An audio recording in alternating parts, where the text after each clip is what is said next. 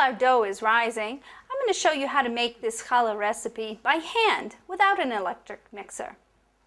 First we'll add our proofed yeast and water. Then we'll add our 110-degree water, the remaining. We'll use the same measuring cup. A 1/4 cup of oil.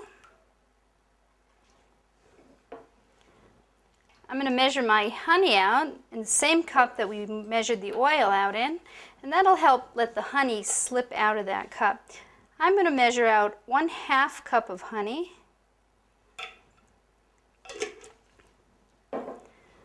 And we'll pour that right in. See how nicely that came out because the oil has oiled the cup.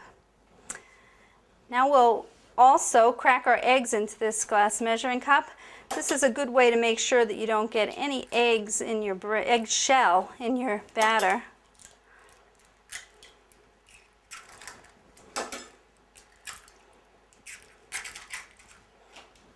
And we'll put that right in.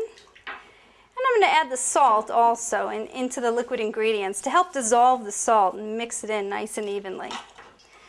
Now we're going to mix that. We want to break those eggs and mix those eggs up evenly in our dough and get that honey mixed in. Just mix that up for a minute or so.